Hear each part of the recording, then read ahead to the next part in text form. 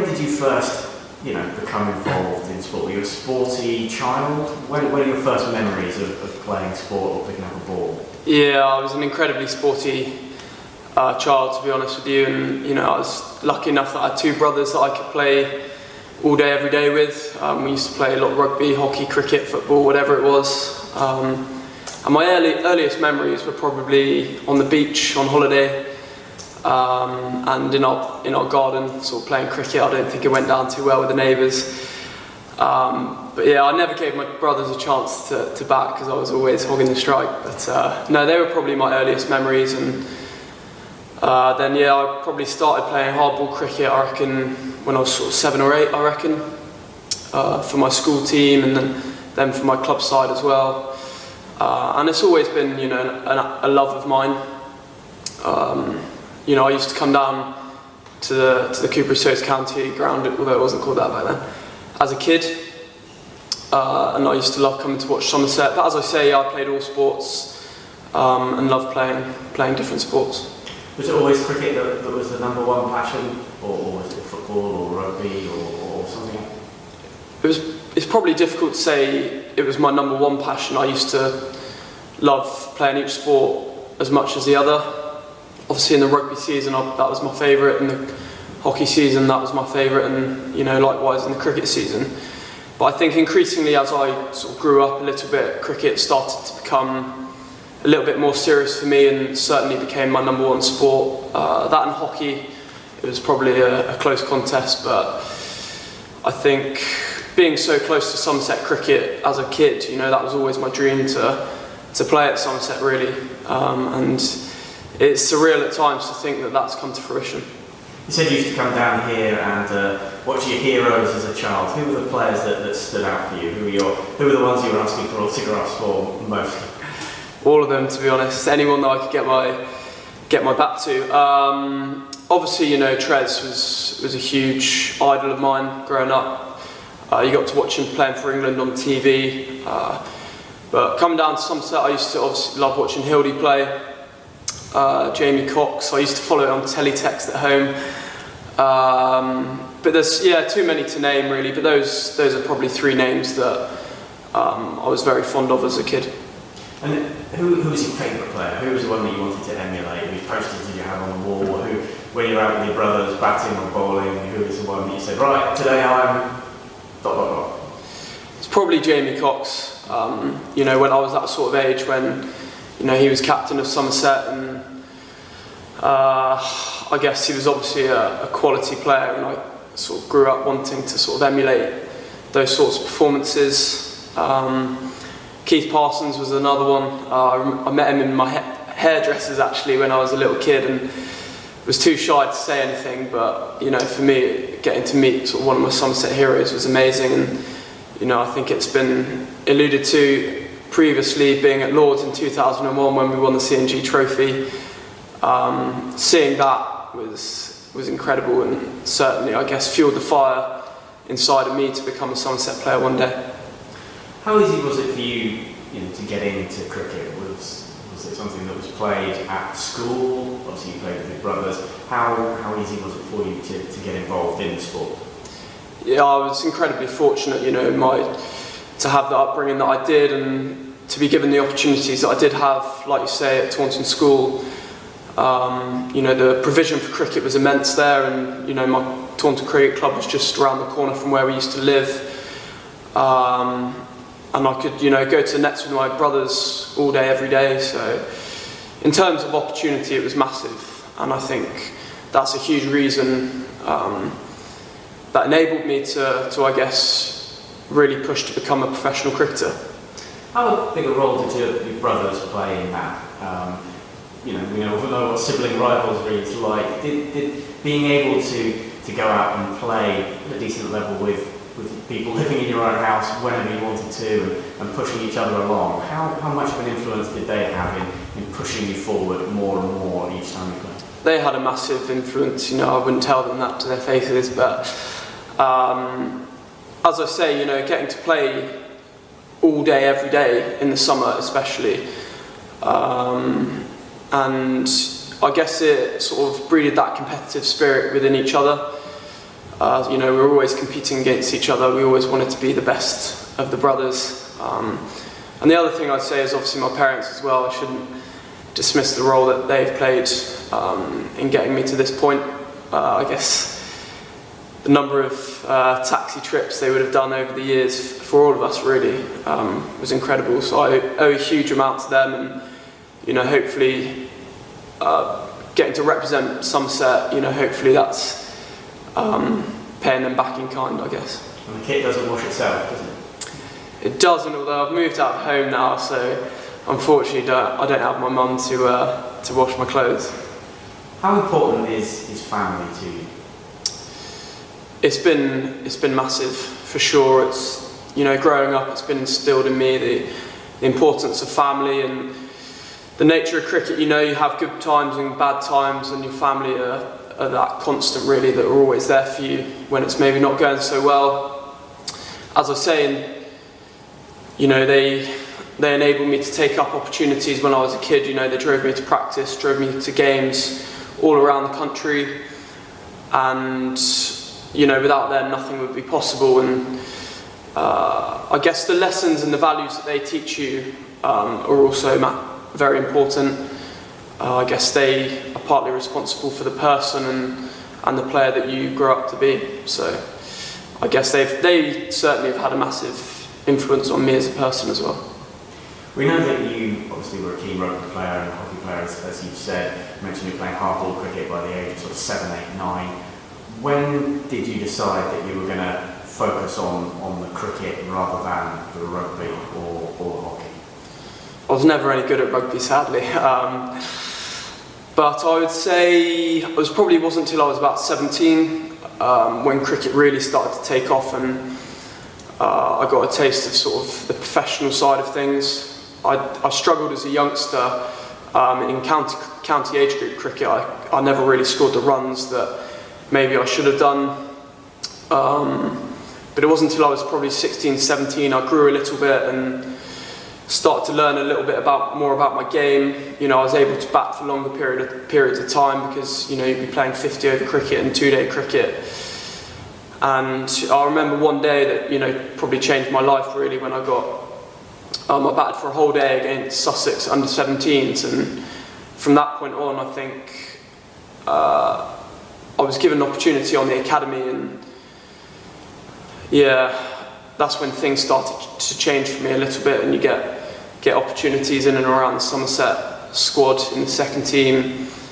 And the 2 years on the academy, it was far more professional. You really get pushed as a youngster, and you get tested, from a skills point of view, from a fitness point of view, from a personality point of view, because a huge part of trying to make it as a cricketer and becoming a professional is the character. And there were certainly times on the academy when I felt I wasn't necessarily up to it, but I guess you come out the other side of that and you're better for that experience. Up to that point, who's been the biggest influence on your career, or had the most impact on you? As I've said, my family, without a doubt, had the biggest impact on me and my cricket. But Simon Hogg at Taunton School probably had the biggest impact on me. He was very passionate. I loved the way he was in terms of how he operated, and his passion for cricket and for sport in general. So he'd had a massive influence on me throughout my school career, and then at Somerset I did a lot of work with Greg Kennis through the age groups, and then Jace on the academy, and in the second team I really sort of got to know him well, because I can remember when I came onto the academy, to be quite honest with you, I was scared of him.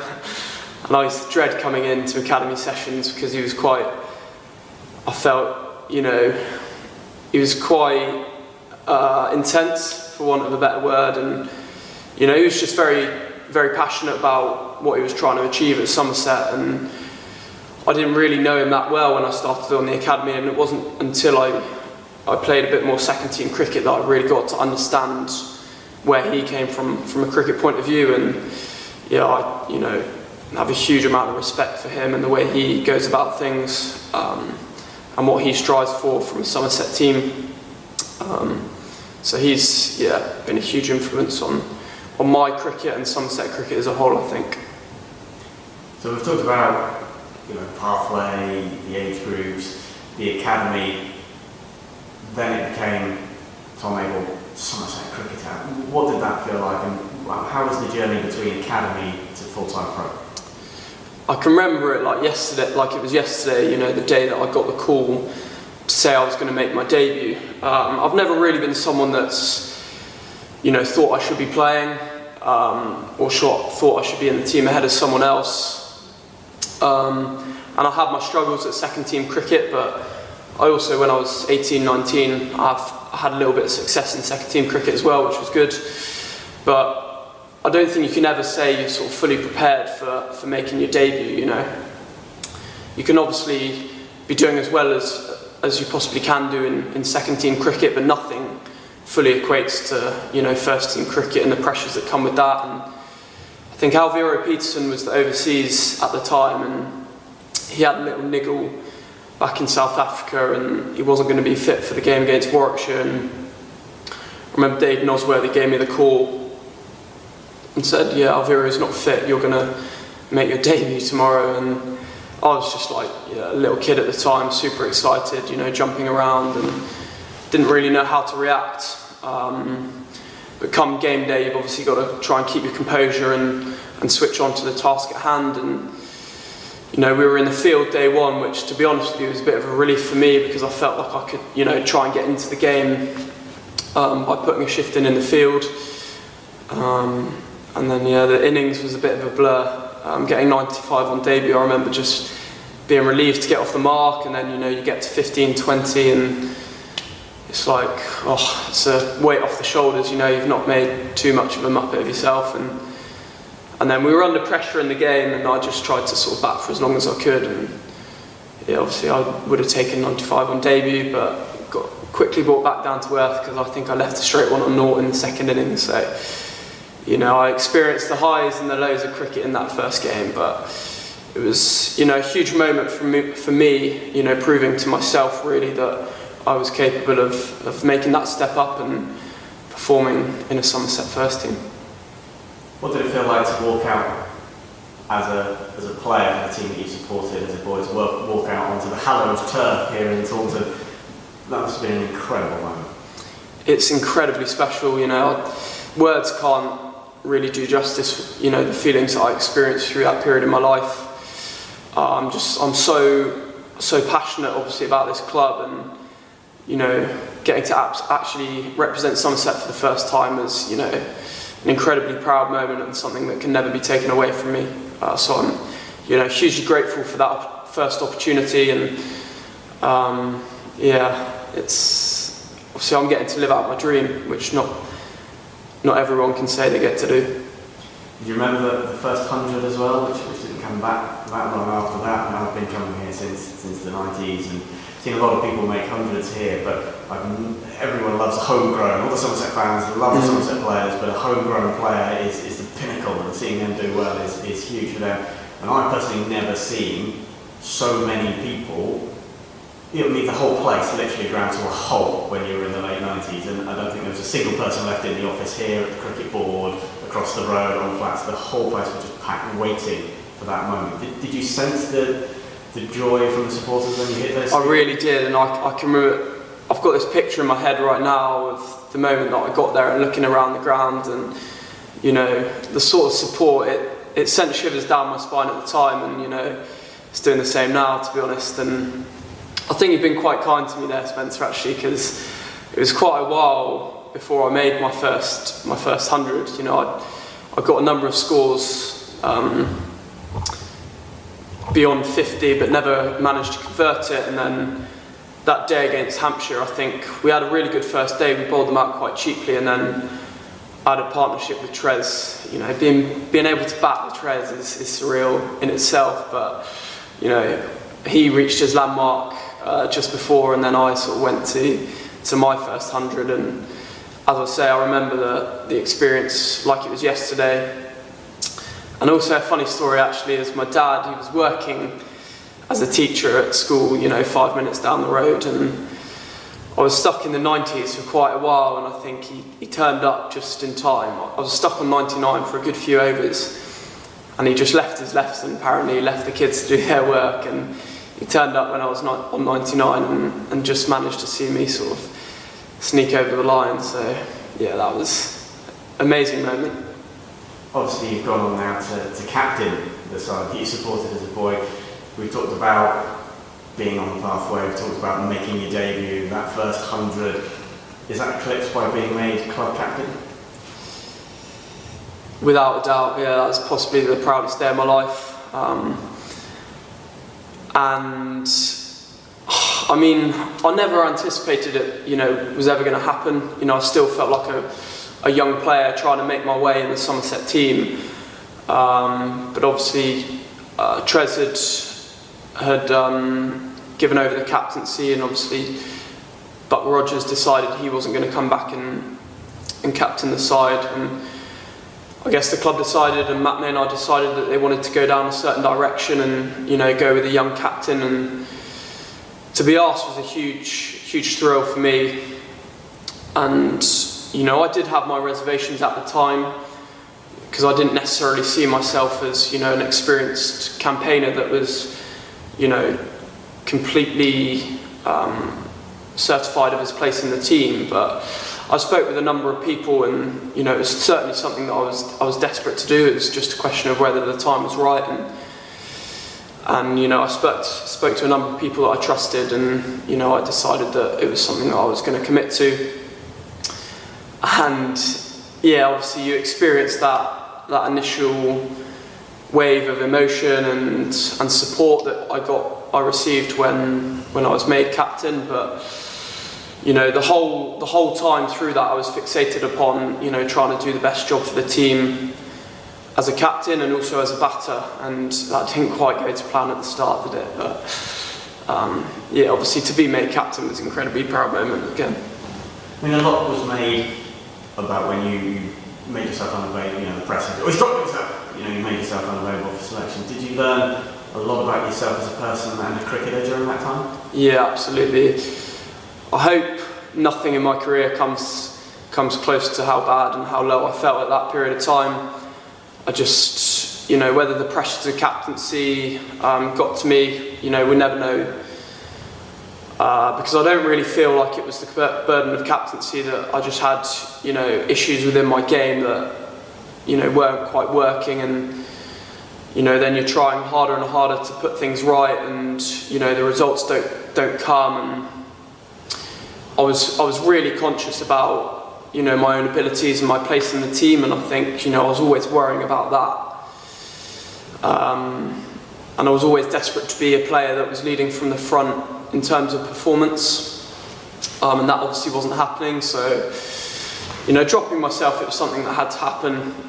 My performances were extreme, to say the least, and Louis thankfully took over his captaincy that game, and we finished the season strongly. Don't get me wrong, it wasn't a successful season, and we weren't impressed with how we played that year.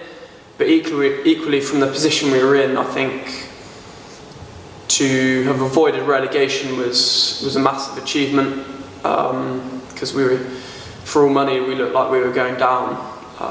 So the way we finished, I think, gave me personally a huge amount of confidence moving forward, that we could overcome serious setbacks, and we could, when we played well, we were a match for any team in the country, and I guess that gave me a huge amount moving into the next season, having experienced those difficulties.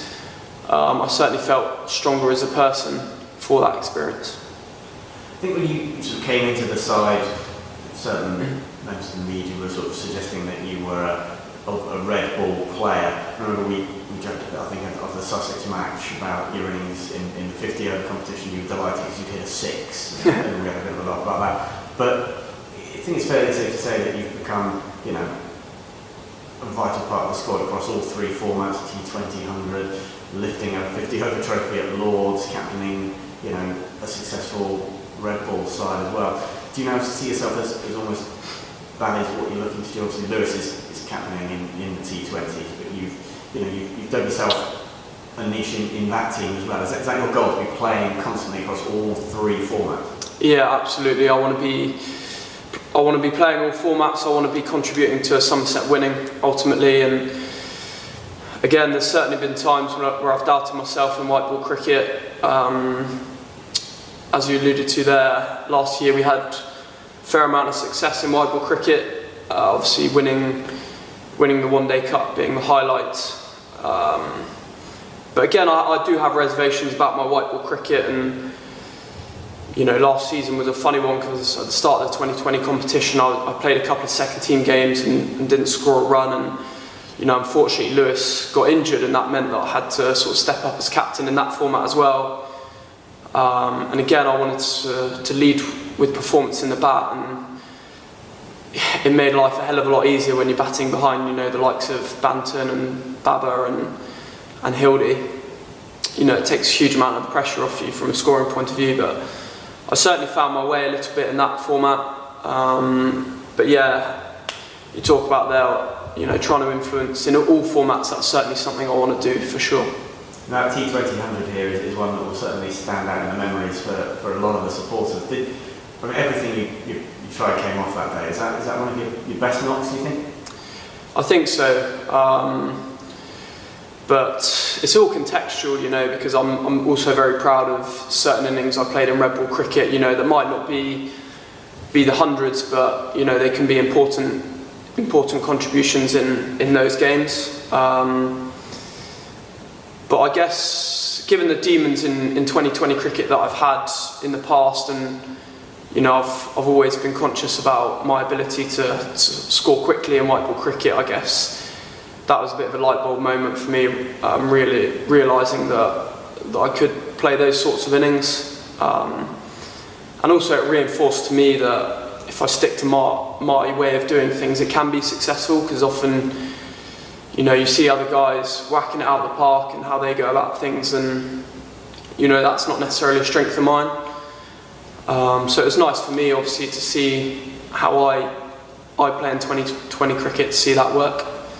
Obviously the game didn't quite go to plan, but the first half of that was great fun for sure. And again, I remember the reception and the crowd and the energy around the ground was incredible.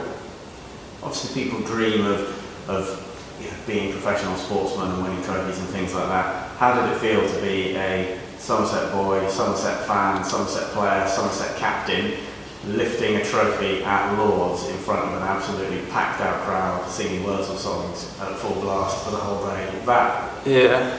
We've talked about your career to that point, being a fairly decent cake. That was the cherry on top of it? Absolutely, I can die a happy man now, Spencer, to be honest. Although, don't get me wrong, I'm not content, and because we're desperate to win more trophies. Obviously, the championships eluded us, and that's one we're desperate to go one better in.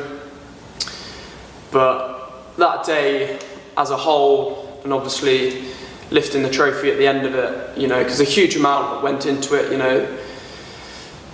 it was well documented, our shortcomings in previous finals, so to finally get over the line. And I remember being at the non-strikers end. I wasn't out there for long, but I was at the non-strikers end, and the game looked like it was going to go our way. In the Somerset stand, everyone was on their feet, chanting, dancing, just celebrating early, and it was a real special moment to be out there with Hildy, and obviously Hildy brought it home. And we've come a long way as a team, and we've invested so much into it. So, to reap the rewards and to see everything that goes in, come to fruition on the day at Lord's, I don't think it gets much better than that. The last final at Lord's in 50 over cricket, to be the winners of that was unbelievable. Obviously, you had a taste of the international pathway over the course of the winter with the England Lions. Obviously, it's every cricketer's dream to play for the county they support. The next thing is to captain, to win a trophy. You've done those things. Obviously, I guess the next step for any cricketer in your position would be to push for England honours. Is that something that you're striving with, or is it something you'll just take every game as it comes for Somerset, and if the call comes, the call comes? It certainly is something I strive towards. Equally, I'm realistic at the moment. You know, I've not performed well enough, I don't think, to sort of warrant that call. I need to, you know, perform a bit more consistently if I want that to happen. And that certainly is, you know, a goal and a dream of mine, is to make that next step. But equally, for that to happen, you know, I've got to take care of business at Somerset. I've got to perform with the bat. And, you know, if we're winning games, I think within that, individual performances will come. So right now, my immediate focus is obviously to try and perform at Somerset and for us to be winning. And hopefully, as a part of that, you know, I can perform and hopefully put my name in and amongst the names for England selectors. But yeah, I try not to get distracted by anything like that, because I don't want anything to detract from what we're doing here at Somerset. We've got we opened it up to questions from the floor, if you like, via the internet. Wonderful device it is, for supporters, members, heroes, to give us their questions for you. We'll bring them a couple of those shortly.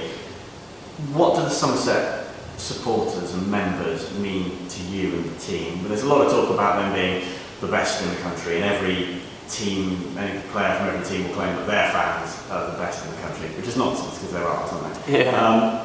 How important are the supporters to the club? I mean, we hear the players talk about, you know, the 12th man and that sort of thing. How much of a role do the members and supporters play here at Somerset to you, the player?